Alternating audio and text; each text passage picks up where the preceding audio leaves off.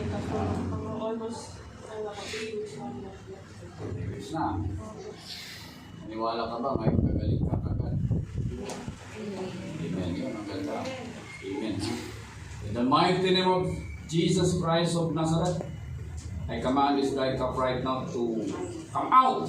In Jesus' name. Ikaw, bacteria, ng dry cup, I command you out. In Jesus' name. Lord, clear up the lungs right now in Jesus' mighty name. Jesus' mighty name. Lahat ng bacteria ng ubo, right now I curse you to die. In Jesus' name. Mawala ka, huwag ka nang babalik. In Jesus' name. In Jesus' mighty name. Thank you, Lord, for the healing. Cover the sister with your precious blood.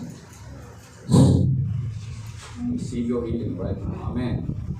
Magaling ka na yung pananampalataya. Ito magaling sa God. Nakamalalim si Sir. Sipa. Anong na-feel mo ngayon? Ang nag-pray ako sa'yo?